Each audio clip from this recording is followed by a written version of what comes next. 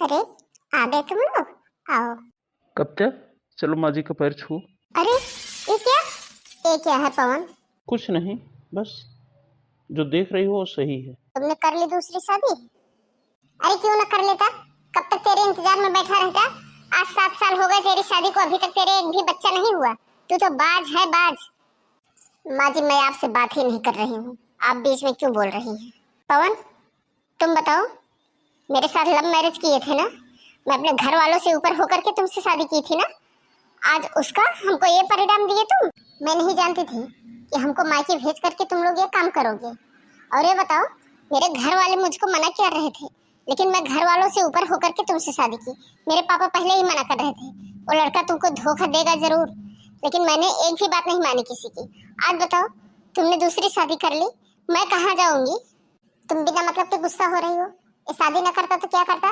तुझ बाज के पल्लू में बंधा रहता क्या दिन जिंदगी भर? कोई इस घर का वारिस चाहिए था। इतना दिन तक तो मैं ये सोचती थी कि भगवान कोई चमत्कार कर दे, तुम्हारे कोई बच्चा हो जाए, लेकिन जब कोई बच्चा नहीं हुआ तो हम तुमको मायके भेज करके अपने बेटे की दूसरी शादी करवा दी। तुमने मेरे बेटे को चाटा मारा, तुम्हारी ये हिम्मत? अरे पवन, मेरे बच्चे नहीं थे, हम कहीं अनाथालय से गोद ले लेते।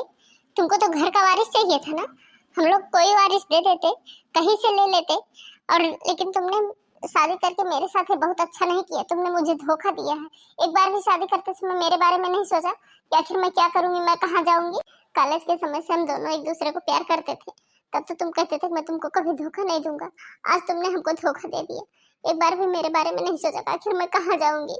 आज बताओ पवन, बोलो बोलो, ये तुमने क्यों किया ऐसा? कितनी वादे कितनी कसमें खा करके तुमने मेरे साथ शादी की थी, वो सब वादे कसमें तुम्हारे कहाँ गए? दुनिया में बहुत सारे ऐसे लोग हैं जो माँ बाप नहीं बन पाते हैं, लेकिन तब भी उनके घर में संतान की किलकारी गूंजती है। लोग अनाथालय से गोद ले लेते हैं, हम लोग भी उसी तरह से कर लेते। हम दोनों एक दूसरे के प्यार के सहारे अपना जीवन काट लेते, लेकिन तुमने तो हमको कहीं का नहीं। आज 7 साल में मैंने तुम्हारे लिए क्या ऐसा काम नहीं किया है? मैं वो हर काम करती थी जिसमें तुमको खुशी मिले। कभी आज तक मैंने तुम्हारा दिल नहीं दुखाया और ना ही तुम्हारी माँ का दिल दुखाया, लेकिन तुमने तुमने मेरे साथ आज एक कर लिया। छी, मुझे तो घिन आती है।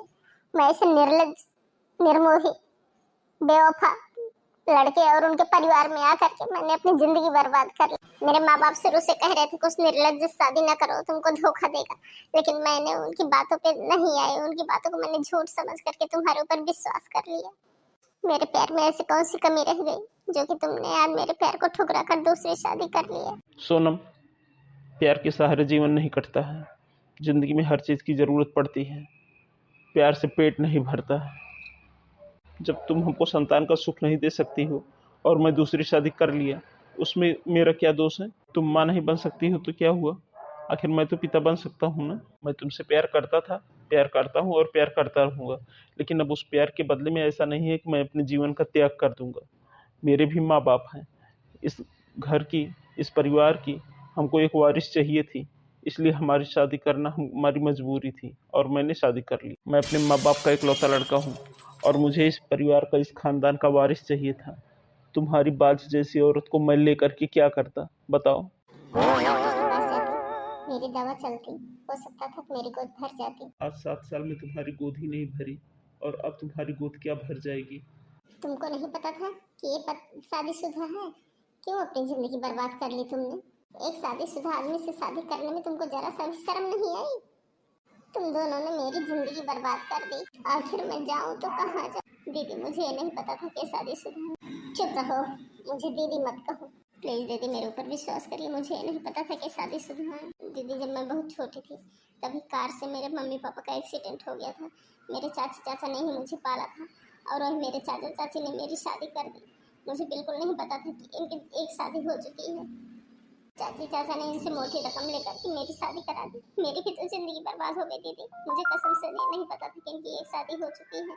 अगर मुझे पता होता कि शादीशुदा है तो मैं इनसे कतई शादी नहीं करती। दीदी दीदी प्लीज मुझे माफ कर दीजिए, मैंने आपकी भी और अपनी भी जिंदगी बर्बाद कर ली। क्या करूँ, मेरा भी तो कोई नहीं है, न मेरे भाई है, न मेरे माता है, न मेरे पिता है। मैं भी कहाँ जाऊँ दीदी, मैं ही कहाँ जाऊँ, मेरा भी तो कोई नहीं है। अब एक नौकरानी का दर्जा दे करके मुझे आप इस घर में रख लीजिए दीदी किसी तरह से। बहू तुम परेशान मत हो, तुमको नौकरानी का दर्जा नहीं, तुमको एक बहू का दर्जा मिलेगा यहाँ पे। अरे तो होती क्या मेरी बहू को घर घर में से निकालने के वाली। आज 7 साल हो गया तुमको आए, एक घर का चिराग नहीं दे सकी। आज चली है बड़ी बड़ी बातें करने। अब घर से वो नहीं, घर से तू जाएगी। और हाँ, अगर तुमको घर में रहना है तो जो कुछ हो रहा है उसको शांति से बैठ करके देखती रह बस। और सुनो, अगर उसको किसी भी प्रकार का नुकसान पहुंचाया ना तो मुझसे बुरा कोई होगा नहीं। अगर तुमको शांति से रहना है तो ठीक है, अगर किसी भी प्रकार का उपद्रव मचाया ना तो घर की रहेगी ना घाट की। और हाँ बेटा, बहू चलो अंदर तुम लोग। पवन, बहू को लेके अंदर आओ। चलो कोमल। हे भगवान, एक ऐसा तूफान आ गया मेरी जिंदगी में। आज 7 सालों से मैंने इस घर को कैसे सजो के रखा था। मम्मी का कितना ख्याल रखती थी, इनका कितना ख्याल रखती थी। सोचती थी मैं बच्चे नहीं मेरे हो रहे हैं, कभी मैं लोगों को किसी प्रकार का अभाव न होने दूं। कितना त्याग किया, कितना समर्पण किया, लेकिन आज उन सबके बदले में मुझको क्या मिला। पवन से मैंने लव मैरिज की थी ये सोचकर कि लड़का बहुत अच्छा, लेकिन मैं नहीं जानती थी कि लड़का हमको ऐसे धोखा देगा। मेरे मम्मी पापा तो इनको ऐसे भी नहीं पसंद करते थे। मैं उन लोगों की मर्जी के खिलाफ इनसे शादी की थी। आज मैं क्या बताऊं, क्या जवाब दूंगी उनको। पापा मम्मी मुझे माफ कर देना। 2 साल बाद तो मेरा मायका आना जाना शुरू हुआ था। अब मैं किस मुंह से उनको अपनी तकलीफ बताऊं। उल्टा मुझे ही 4 बात सुनाएंगे। भैया भाभी तो ऐसे भी हमको नहीं पसंद करते थे। मैं अब क्या करूं, कहाँ जाऊं, कैसे मोड़ पर लाके तुमने हमको खड़ा कर दिया भगवान।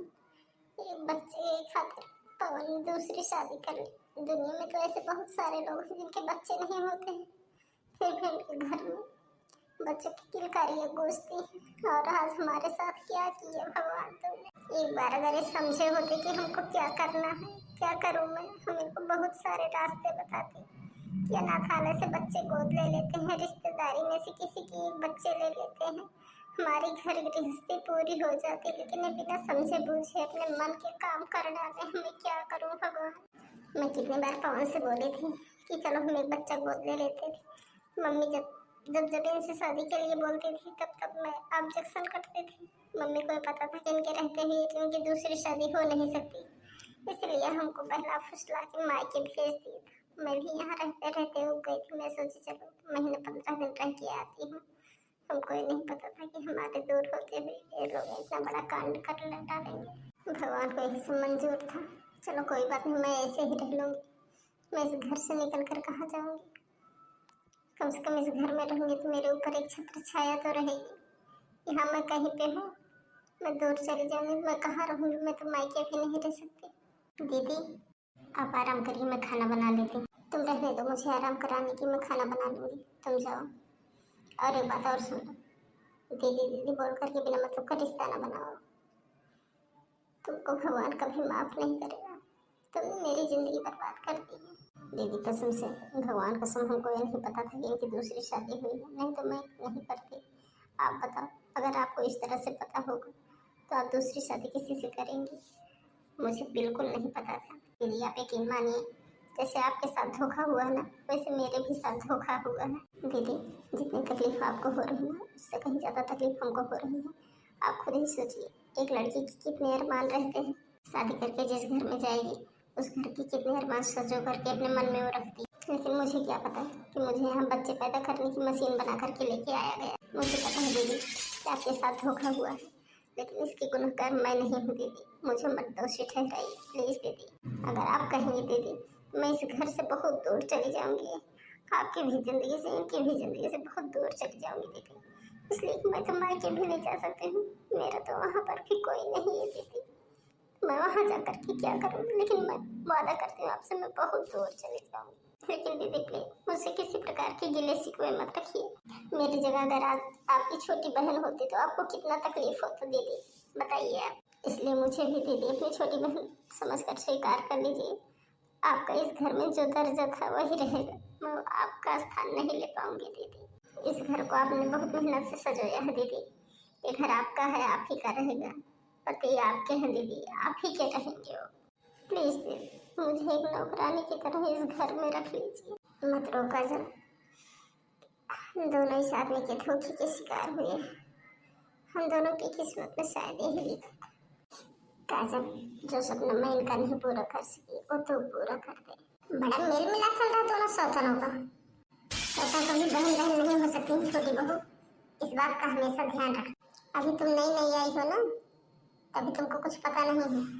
सौता सौता नहीं होती है, बहन नहीं। देखना धीरे धीरे तुम लोग कैसे रंग बदलती हो, एक दूसरे के खून की प्यासी हो जाओगी तुम दोनों। मम्मी जी, ऐसा कभी होने वाला नहीं है, समझिए आप। जो धोखा आप दोनों ने मिल करके हम दोनों को दिया है ना, उसके लिए भगवान आपको कभी माफ नहीं करेगा। एक बात बताओ छोटी बहू, तू मुझसे ज्यादा जबान लड़ाने की कोशिश न कर। तो इस घर की महारानी नहीं है, तो पवन की दूसरी बीवी है बस। तो इस घर की महारानी नहीं है जो इस तरह से बात कर रही है। तो पवन की दूसरी बीवी है, तुम्हारा स्थान वही रहेगा बस। हमसे ज्यादा जबान मत लड़ाना। मम्मी जी, मुझे घर की मालकिन बनने की जरूरत भी नहीं है। अरे आप लोग मेरे क्या होगे? जिस औरत ने 7 साल इस घर को सजोया है, जब आप उसके नहीं हुए तो हमारे क्या होंगे? जिसने अपने पति को 8 साल संभाला, आपके को संभाला, आपकी सेवा की, इस घर को इतने तन मन से सजोया, आप लोग जब उसके नहीं हुए तो हमारे क्या होंगे? बस बहुत ज्यादा जबान कैंची की तरह न चलाओ। वो औरत इस घर को वारिस नहीं दे सकी, समझी? तभी हमको तुमको इस घर की बहू बना के लेके आना पड़ा, समझी? नहीं तो तुम जैसी को तो हम इस घर की नौकरानी भी नहीं बनाते। बहू बनाने की तो बात ही दूसरी। कोमल, तुमने कुछ ज्यादा ही बोल दिया मम्मी जी को। दीदी, ये लोग जो काम किए हैं, इस काम के लिए इन लोगों को जितने सुनाया जाए उतना ही कम है। कोमल तो बहुत अच्छी लड़की है, उस बेचारी को मैं क्यों दोष दे रही हूँ? उसकी गलती ही क्या है? जो धोखा हमको मिला है वही धोखा तो उसको भी मिला है। वो बेचारी सच बोल रही है, बिना माँ बाप की लड़की है। बेचारी कितना अरमान लेकर के आई होगी यहाँ पर, और यहाँ आकर के उसे क्या क्या नहीं देखना पड़ रहा है। शायद हम दोनों की किस्मत भगवान ने एक ही तरह से लिखी हुई है। सोनम, तुम यहाँ? आप तो ऐसे बोल रहे हैं जैसे मैं कहीं अजनबी जगह आके बैठी हूँ। ये हमारा बेडरूम है ना। देखो सोनम, समझने की कोशिश करो। अब मेरी दूसरी शादी हो गई है, इसलिए अब ये बेडरूम मेरा और कोमल का है। परिस्थिति को समझने की कोशिश करो सोनम। मुझे पता है तुम नाराज़ हो, लेकिन मैं क्या करता, मेरे हाथ में भी कुछ नहीं था। मैं तुम्हें प्यार करता था, प्यार करता हूँ और प्यार करता रहूँगा। और वो लड़की घर में तभी तक है जब तक वो हमारे घर में एक बच्चे का जन्म नहीं दे देती। पवन, वाह वाह पवन, क्या दिमाग है तुम्हारा, कितनी अच्छी बात कही है। मेरी तो जिंदगी बर्बाद करके तुमने रख ही दी है, और अब उसके ऊपर हाथ लगा रहे हो। आखिर तुम उसको छोड़ दोगे तो कहाँ जाएगी? औरतों की कदर करना सीख जाओ पवन। उस लड़की को तुम बच्चा पैदा करने वाली की मशीन बना करके लेके आए हो। वो तुमको बच्चा दे देगी तो उसको फेंक दोगे ले जा करके? अरे उसके चाचा चाची ने तुमसे मोटी रकम लेकर के उसको बेच दिया है, और अब तुम क्या करोगे? वो बच्चा पैदा कर देगी, बस उसको निकाल दोगी? कहाँ जाएगी? अरे तुम उसको शादी करके लेके आए हो, शादी जैसे पवित्र रिश्ते को तुमने बदनाम करके रख दिया है पवन। मेरी जिंदगी तो तुमने बर्बाद करके रख ही दी है पवन, लेकिन मैं उसकी जिंदगी नहीं बर्बाद होने दूंगी। और तुम्हें चौचलेबाजी दिखाना बंद कर दो कि तुम मुझसे प्यार करते थे, प्यार करते हो और प्यार करते रहोगे। तुम्हारी इन घटिया बातों का मेरे लिए कोई अहमियत नहीं है, समझे? तुमने जो भी नीचता का काम किया है ना, उसके लिए भगवान तुमको कभी माफ नहीं करे, और मैं भी तुमको कभी माफ नहीं करूंगी। एक बच्चे के लिए तुमको दो औरतों की जिंदगी बर्बाद करने में शर्म नहीं आई? सोनम, इस तरह की बातें मत करो, मेरी बात समझने की कोशिश करो। मैंने तुम्हारे साथ कोई धोखा नहीं किया। अच्छा, तुमने मेरे साथ धोखा नहीं किया है? मुझे मायके भेज करके तुमने चुपके से शादी कर ली, ये धोखा नहीं है? इतना बड़ा धोखा देने के बाद मैं भी अभी कह रहा हूँ तुमने मेरे साथ धोखा ही नहीं किया। शर्म आती है तुमको? मैं तुम्हारे जैसे इंसान था। तुमसे मैंने कितना प्यार किया। मेरे परिवार वालों को जरा सा भी मन नहीं था मैं तुम्हारे साथ शादी करूँ, लेकिन मैंने परिवार वालों का एक भी कहना नहीं माना, और जबरदस्ती जा करके तुम्हारे साथ मैंने शादी की। अगर मुझे पता होता कि तुम इतने नीच और इतने घटिया इंसान हो ना, मैं कभी भी तुमसे शादी नहीं करती। ये तो सही था कि मैं कभी माँ नहीं बन सकती, लेकिन एक बार तुम्हें बताओ कि अगर कहीं ऐसा होता कि तुम बाप नहीं बन सकते थे और मैं तुम्हारे रहते हुए और जा करके धोखे से दूसरी शादी कर लेती, तो तुम्हारे ऊपर क्या बीतता? तुम मेरे दूसरे पति को स्वीकार कर लेते क्या? फालतू की बातें ना करो सोनम। अच्छा, मेरी बातें फालतू की बातें तुमको लग रही हैं? अभी तो मैं सिर्फ कह रही हूँ कि एक बार सोचो कि अगर ऐसा हो जाता तो क्या होता। अच्छा, मैं कह रही हूँ तब तुमको इतना ज्यादा मिर्ची लग रही है, और तुमने तो करके दिखा दिया है। अभी बताओ, जब तुम करके दिखा दी हो, मैं कैसे तुमको स्वीकार करूँ?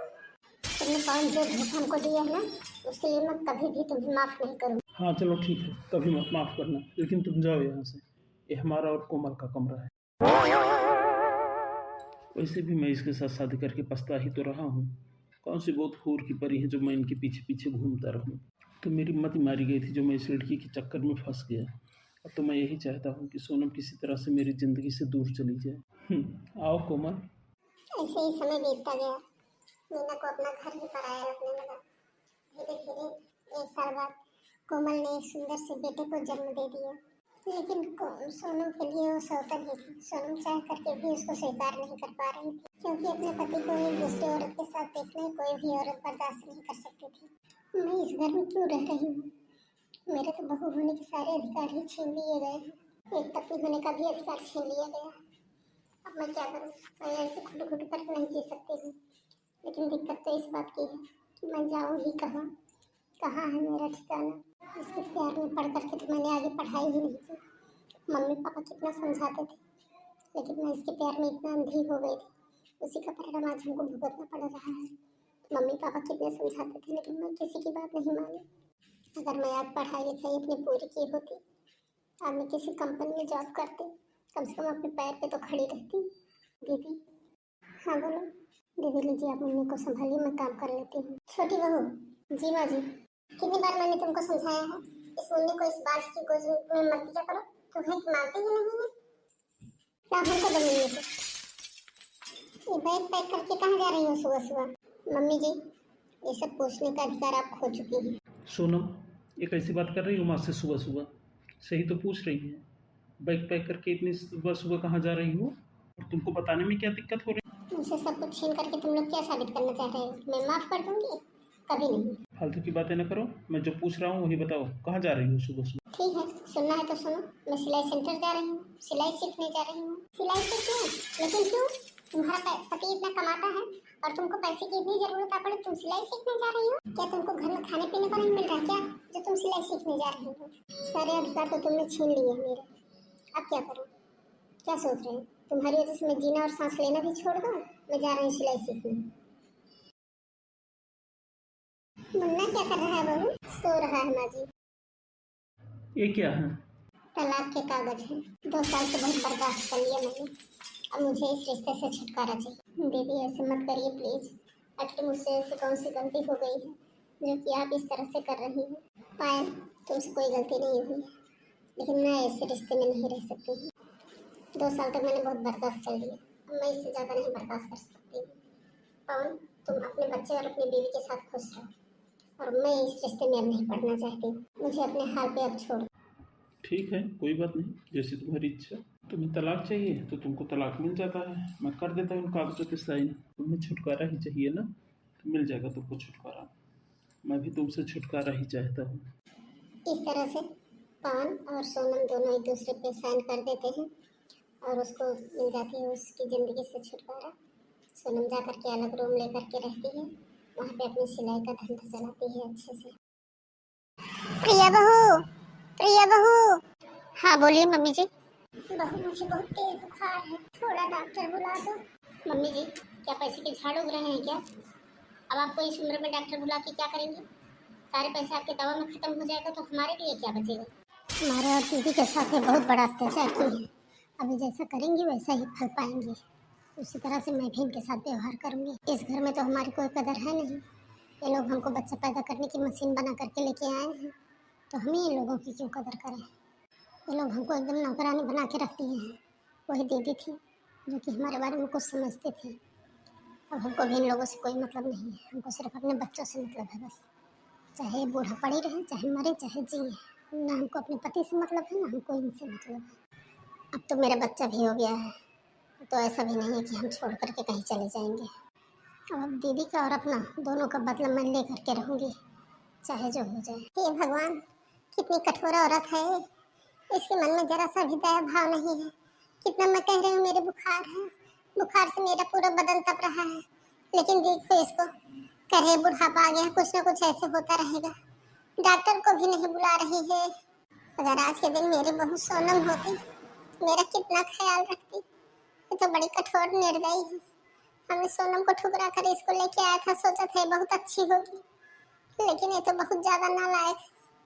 सिर्फ मेरी बहू में एक ही कमी थी, उसके बच्चा नहीं था। जब मेरी तबीयत खराब होती थी, बहू मेरे पास ही सोती थी, रात रात जागती थी, डॉक्टर को बुलाना, दवा दिलवाना, कितना मेरा ख्याल रखती थी। एक बच्चे की वजह से मैंने उसको ठुकरा दिया। जब तक मेरी बहू थी तब तक इस घर में कितनी रौनक थी, जबकि उसके बच्चे भी नहीं थे। आज तो बच्चा भी है घर में, लेकिन वो रौनक अब नहीं रह गई है। मेरी बहू के जाने से तो एकदम मेरा घर खंडहर जैसा हो गया है। अब कोई रौनक ही नहीं रह गई मेरे घर में। मैंने बहुत बड़ी भूल की अपने बेटे की शादी करके। इससे तो अच्छा यही होता कि एक बेटा गोद ले ली होती, तो कम से कम इस घर की सुख शांति तो बनी रहती।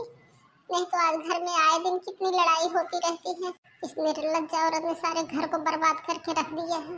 एकदम डाइन है, जब से इस घर में आई है सब कुछ बर्बाद करके रख दिया है। मेरी बहू घर छोड़ करके चली गई। आज बुखार से मेरा कितना बदन तप रहा, लेकिन इसको देखो, कह रही है पैसे के झाड़ उग रहे हैं क्या। अभी वही मेरी बहू होती तो मेरा कितना ख्याल रखती। माँ, क्या हुआ? अरे बेटा, बहुत तेज बुखार है हमको, देखो मेरा पूरा बदन तप रहा है। आपने हमसे क्यों नहीं बताया? मैं डॉक्टर को लिवा के आता ना। कोमल से नहीं बताया क्या आपने? वो फ़ोन कर देती हमको। अरे बेटा, बताया था तो मैंने। कोमल, कोमल। क्या है, क्यों चिल्ला रहे हैं? माँ की इतनी तबीयत खराब, तुमने फ़ोन क्यों नहीं किया हमको? अरे जी, माँ की बीमारी में कितने पैसे लगते हैं इनकी दवाई में? कहाँ से होगा? झाड़ लगे हैं क्या पैसे की? पैसे तुम अपने बाप के घर से लेके आई हो क्या, जो मेरी माँ के दवा के पैसे नहीं हैं? तुम्हारे पैसे तो लगने नहीं थे। तुमको सिर्फ मेरे पास फ़ोन करना चाहिए था। बताओ, मेरी माँ की इतनी तबीयत खराब है, अगर अभी इनको कुछ हो जाता तो?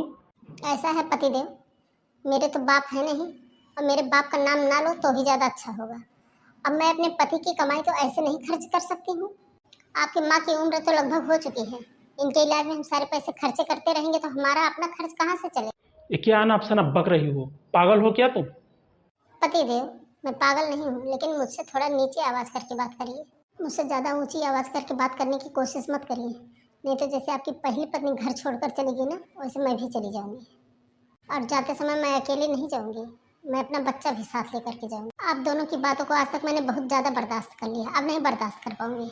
और मुझको वैसे भी अपनी ज़िंदगी के बारे में पहले ही सोच लेना चाहिए, क्योंकि जब 8 साल अपनी बीवी को रख करके उसके साथ आप लोग धोखा कर सकते हैं, तो मेरे साथ धोखा करने में आपको जरा सा भी समय नहीं लगेगा। कोमल, होश में हो कि नहीं तुम?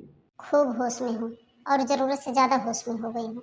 और जिस दिन से मैं इस घर में आई हूँ ना, उस दिन से मैं कुछ ज़्यादा ही होश में हो गई हूँ। 8 साल अपनी बीवी को रख करके जिसने बीवी की कीमत नहीं समझी, वो 2 ढाई साल में बीवी को रख करके क्या बीवी की कीमत समझी? जिस तरह से आप अपनी पहली पत्नी के साथ व्यवहार किए ना, उस तरह से अगर मेरे भी साथ व्यवहार किए तो दोनों माँ बेटों को मैं जेल के अंदर करवा दूंगी, बता दे रही। मुझको अपनी पहली वाली बीवी मत समझना कि स्वेच्छा से छोड़ करके चली जाएगी। मैं स्वेच्छा से छोड़ करके तो जाऊंगी, लेकिन उसके पहले माँ बेटों को अंदर करवा के तभी जाऊंगी। माँ, हमसे बहुत बड़ी गलती हो गई। हम एक बच्चे की चाहत में अपना पूरा घर बर्बाद कर लिया। हाँ बेटा, तू सही बोल रहा है, अब मेरे भी समझ में आ रहा है। जब तक सोनम इस घर में थी माँ, कितना सुख शांति था इस घर में। अब तो ऐसे लगता है सारा सुख चैन सब छिन गया है। ऑफिस से घर भी आने का मन नहीं करता है माँ। हाँ बेटा, मुझे भी बहुत पछतावा है। अगर मैं बहू की बात मान ली होती, एक बच्चा गोद ले ली होती, तो शायद आज के दिन हम लोगों को ये दिन ना देखना पड़ता बेटा। हाँ माँ, सही कह रही हूँ। बेटा, मेरी तो ये इच्छा कह रही है ना कि तू चला जा और बड़ी बहू को ढूंढ के लेके आ। वो आ जाएगी घर में, मैं माफी मांग लूंगी उससे, और तू भी माफी मांग लेना बेटा। मैं उसके पैरों पे गिर के उससे माफी मांग लूंगी, और तू भी मांग लेना। लेकिन बहू के बिना अब नहीं रहा जा रहा है बेटा। माँ, मैं उसे ढूंढने कहाँ जाऊँ? उसका तो कुछ भी अता पता नहीं है कि वो कहाँ चली गई। मीना एक दूसरे शहर में एक किराए के मकान में रहने लगी। वहाँ पे सिलाई करके अच्छा खासा पैसा कमा लेती है, और पास पड़ोस में भी इसकी अच्छी जान पहचान हो गई है। मीना बेटा। हाँ चाची जी, आइए आइए बैठिए। नहीं बेटा, मैं बैठने नहीं आई हूँ, मैं ये बोलने आई थी ना, आज मेरी तबीयत कुछ ठीक नहीं लग रही। अगर तुझे थोड़ी फुर्सत होती तो मुझे एक डॉक्टर के पास ले चलती बेटा। अरे चाची जी, इसमें सिफारिश करने की क्या ज़रूरत है? चलिए मैं आपको डॉक्टर के पास ले चलती हूँ। बेटा, तुझे तो पता है ना कि मेरा बेटा बाहर शहर में है, मैं अकेली हूँ, और तुम्हारे चाचा जी भी हैं ना, वो बुजुर्ग हो चुके हैं, वो जा नहीं सकते हैं, इसलिए मैं तुमसे कहने आई। तुम तो जब से आई हो तब से समझ लो भगवान मुझे एक बेटी दे दिए हैं। अब मैं बहुत सुख से रहती हूँ बेटा तुमको पाकर। हाँ चाची जी, मैं भी तो आपको अपनी माँ ही जैसे समझती हूँ। चलिए मैं आपको लेके चलती हूँ डॉक्टर के। चलो बेटा, घर का सारा काम तो पूरा हो गया है। अब जल्दी जल्दी खाना बना लूँ जिससे सिलाई पे चली जाऊँ। सोनम बेटा। हाँ चाची जी, क्या बात है, आज आप बहुत उदास हैं। अरे बेटा, मेरी गैस खत्म हो गई है, मैं सुबह से आज चाय नहीं पी हूँ। अरे तो इसमें उदास होने की क्या बात है, आइए बैठी, मैं चाय बनाती हूँ। बेटा तू कितना मेरा ख्याल रखती है, मैं तो यही सोचती रहती हूँ कि अगर तू ना यहाँ होती तो मेरी क्या दशा होती। चाची जी, आपकी गैस खत्म हो गई थी तो आपको एक बार हमसे बोलना नहीं चाहिए था। जब आप हमको अपना समझती हैं तो एक बार बोलना चाहिए था ना। सुबह से बिना चाय के इतनी देर तक क्यों रही। चलिए आइए, आके बैठे, मैं आपके लिए चाय लेके आ रही हूँ। हाँ बेटा ठीक है। कितनी अच्छी लड़की है सोनम। अगर मेरे गौरव के लिए ऐसी ही लड़की मिल जाती तो मेरे गौरव का जिंदगी सुधर जाता। मैं गौरव के लिए दूसरी लड़की क्यों देखूं, इसी से ना बात कर लूं। मुझे पता है ये बहुत अच्छे से ख्याल रखेगी मेरे बेटे का, मेरे सोनी जिंदगी में रंग भर देगी। चाची जी चाय लीजिए। सोनम बेटा, मैं तुमसे एक बात बोलूं। हाँ चाची जी बोलिए, क्या बात है। बेटा क्या तू मेरे बेटे से शादी करेगी। अरे चाची जी, ये क्या बोल रही हैं। चाची जी मैं शादी नहीं कर सकती, मैं अपनी जिंदगी ऐसे ही बिताऊंगी। क्यों नहीं कर सकती हो, बताओ क्या बात है। चाची जी उसको मैं नहीं बता सकती। नहीं बेटा, तुमको बताना ही पड़ेगा। क्या ऐसी बात है जो शादी करने के लिए नहीं तैयार हो। ठीक है चाची जी, आप इतना जिद कर रही तो आप सुनिए। कॉलेज में मैं एक लड़के से प्यार करती थी। मेरे माँ बाप ने बहुत मना किया लेकिन मैं मानी नहीं। मैं उसी के साथ अपनी शादी कर ली। 7 साल मैं उसके साथ में रही, मेरे एक भी बच्चा नहीं हुआ। इसलिए उस लड़के ने दूसरी शादी कर ली और हम उसको तलाक दे करके यहाँ चले आए। बेटा उसके लिए तुमको दवा करवानी चाहिए थी ना, ऐसे कैसे तुमने सोच लिया कि तुम माँ नहीं बन सकती। चाची जी उसके लिए मैं डॉक्टर को दिखाई थी, डॉक्टर बताया कि माँ नहीं बन सकती है। तो मैंने अपने पति से बात किया कि चलो हम लोग एक बच्चा गोद ले लेते हैं। लेकिन मेरे पति और मेरी सास बच्चा गोद लेने के लिए नहीं तैयार हुई। मेरी सास मेरे पति की दूसरी शादी कराना चाहती थी, मैं उसके लिए राजी नहीं थी। तो मेरी सास ने और पति दोनों ने साजिश रच करके मुझको मायके भेज दिया। और जब मैं मायके चली गई और जिस दिन मैं मायके से आई उसी दिन देखे तो ये शादी करके लेके आ गए थे। मैं कुछ दिनों तक उस घर में रही शादी के बाद में भी, लेकिन मैं देखी धीरे धीरे मेरा अस्तित्व खत्म होता जा रहा है। तो हमको उस घर में रहना अच्छा नहीं लगा, इसलिए मैंने वो घर छोड़ करके चली आई। चाची जी हमको पता है कि मैं माँ नहीं बन सकती हूँ। तो जब मैं पहले से ही जान रही हूँ मैं माँ नहीं बन सकती हूँ तो मैं किसी दूसरे की ज़िंदगी क्यों खराब करूँ। बेटी तुम्हारा दुख मैं समझ सकती हूँ, मेरा बेटा भी इसी दौर से गुजरा है। आज के 4-5 साल पहले मेरे बेटे की शादी हुई और शादी के 1 साल बाद मेरी बहू प्रेग्नेंट हुई। एक सुंदर से बच्चे का जन्म भी दिया बहू बेटा। लेकिन क्या बताऊँ, हम लोग उस टाइम पे बहुत खुश, हंसी खुशी से मेरा पूरा परिवार रह रहा था। लेकिन एक बार जिंदगी में इतना बड़ा तूफान आया कि हम उसके बारे में तुमको क्या। कैसा तूफान चाची जी। बेटा मेरा बेटा, बहू और मेरा नाती एक शादी में जा रहे थे और एक कार से एक्सीडेंट हो गया और जिसमें मेरे नाती और मेरी बहू दोनों ने दम तोड़ दिया उसी टाइम पे। और मेरा बेटा भी, वो भी अब बाप बनने की क्षमता खो बैठा है बेटा। वो अब कभी बाप नहीं बन सकता है बेटा। इसीलिए उसने कभी एक प्रण कर लिया कि अब हम कभी शादी नहीं करें। हम शादी करके क्यों किसी दूसरे की जिंदगी खराब करें। बेटा अगर तुम कहो एक बार मैं अपने बेटे से तुमको मिलवा दूं, तुम्हारी ही दशा उनकी भी है। ठीक है आंटी जी, आप एक बार उनको बुला लीजिए। मैं उनसे पहले पूरी बात करके उसके बाद ही शादी वाले निर्णय पे पहुंचूंगी। चाची ठीक है बेटा, मंजूर है हमको। अरे भाई दोनों लोग ऐसे चुपचाप बैठे ही रहोगे, कुछ बात भी करोगे। जी, मेरा नाम गौरव है। मेरा नाम सोनम है। इस तरह करके दोनों की बातें आगे आगे बढ़ती हैं। सोनम, मैं तुम्हारी तकलीफ से भली भांत परिचित हूँ और मैं तुमसे वादा करता हूँ कि मैं तुमको कभी पिछली बातों को याद नहीं दिलाऊंगा। तुमको मैं भरपूर कोशिश मैं तुमको पूरी कोशिश करूँगा कि मैं तुमको खुश रखूँ। बस मैं यही चाहता हूँ कि तुम मेरी माँ का अच्छे से ख्याल रखो। मैं, तुम और मेरी माँ तीनों लोग शहर में रहेंगे और तीनों लोगों के अलावा कोई नहीं है। मैंने अपनी पत्नी और अपने बच्चे को खोया है, इसलिए मैं कोशिश करूँगा कि मैं तुमको भरपूर खुशियाँ दूँ। अगर तुम पूर्ण रूप से सहमत हो तभी मैं शादी करूँगा, नहीं तो मैं शादी नहीं करूँगा। मैं जैसे हूँ वैसे ही अपनी ज़िंदगी बिता लूँ। गौरव मैं भी तुम्हारे साथ शादी करने के लिए तैयार हूँ, लेकिन मेरी एक शर्त है कि मैं कभी भी तुमको संतान का सुख नहीं दे पाऊंगी। सोनम, तुमको तो माँ ने बताया ही होगा कि मुझे भी संतान की ज़रूरत नहीं है। अगर हम लोग अपनी ज़िंदगी में ठीक से रहेंगे, अच्छे से रहेंगे, तो संतान तो बहुत मिल जाते हैं। उनको कितने संतान तो ऐसे हैं कि उनकी परवरिश करने वाला कोई नहीं है, तो कम से कम हम लोग ले लेंगे। हम लोग उसकी अच्छी सी परवरिश तो कर देंगे। और माँ ने बताया भी होगा कि हम भी संतान पैदा करने लगे। हाँ हाँ बताया था आंटी, और आपकी ये बात सही भी है कि बहुत सारे बच्चे ऐसे पड़े हैं जिनकी परवरिश करने वाला कोई नहीं है। तो कम से कम अगर हम लोग चाहेंगे तो एक बेटी एक बेटा दोनों ले लेंगे और दोनों की अच्छे से परवरिश करेंगे। जी बिल्कुल सही कह रही हो तुम। ठीक है, मुझे शादी मंजूर है, हम लोग शादी कर लेते ठीक है, फिर हम लोग शादी कर लेते हैं और शादी करने के बाद एक बेटी एक बेटा दोनों गोद ले लेते हैं। हम लोगों को संतान का सुख भी मिल जाएगा और उन अनाथ बच्चों को माँ बाप का प्यार भी मिल जाएगा। ठीक है, मुझे भी मंजूर। इस तरह से सोनम और गौरव दोनों शादी कर लेते हैं। शादी करने के बाद दोनों एक दो बच्चों को गोद ले लेते हैं। गोद लेने के बाद में इनकी ज़िंदगी अच्छे से खुशियों से बीत जाती है। और उधर सोनम का पहला पति जैसे सोनम के साथ में किया था उसी तरह से दूसरी बीवी के साथ भी करना चाहता था, लेकिन दूसरी बीवी ने उसको अच्छा सबक सिखाया, अपने बच्चे को लेकर के अपने पति को छोड़ भी दिया और ऊपर से उसके लिए सज़ा भी कर दी। ठीक है दोस्तों, बताइए हमारी कहानी कैसी लगी। फिर मिलते हैं नेक्स्ट वीडियो में।